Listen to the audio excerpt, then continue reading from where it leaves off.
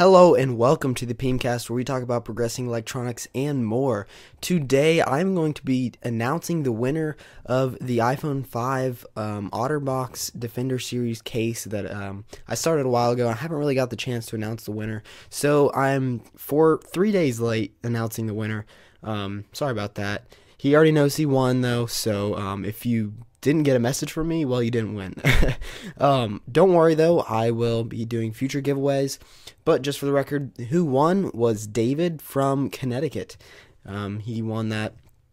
And I've already talked to him, and I've sent out the OtterBox. So I will be doing future giveaways like iPods, iPhones, and all kinds of stuff.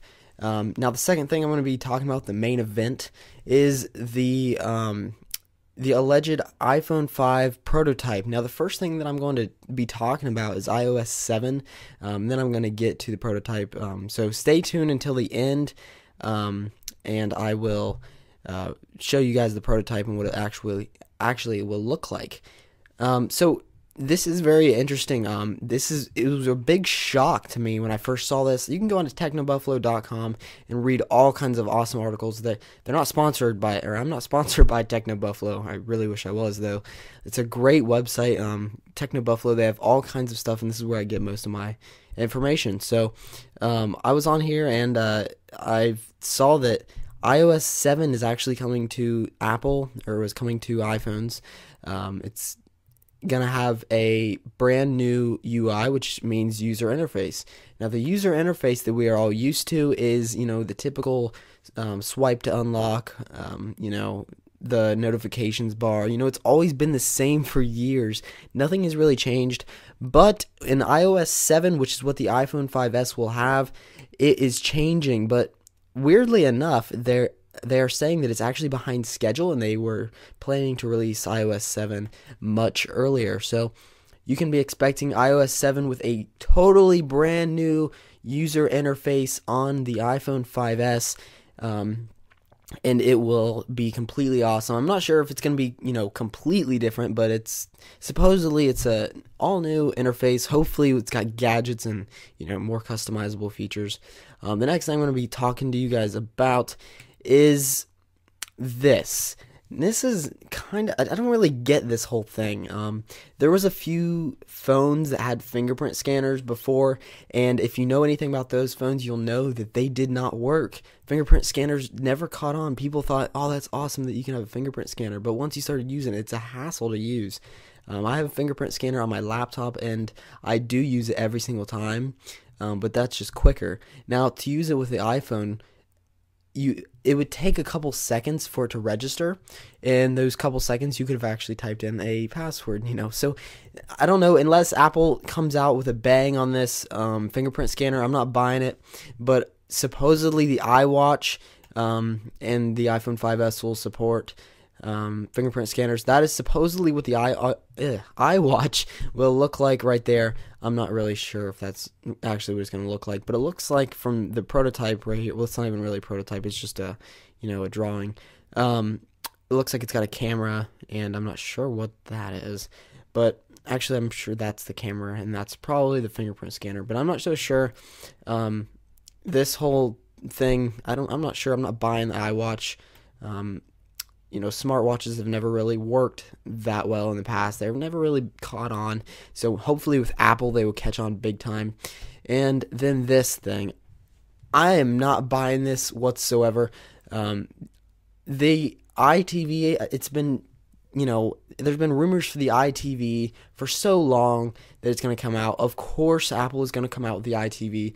Eventually, whether it's going to be called iTV or not, it's coming out this year. So that's set in stone. In my opinion, it's set in stone that it'll come out either this year or next year. But this whole iRing motion controller thing, it is brand new. I've never even heard this before, but it really sounds like a good idea. But to be honest, it sounds just like the iWatch. This seems to be a moneymaker to me. Apple is just doing this to make money and whatnot. They're doing everything just to make money, but this seems like it's kind of a waste. If you really think about it, you could probably use the iWatch for the iTV. I'm saying all this stuff and none of it has been even confirmed or released, but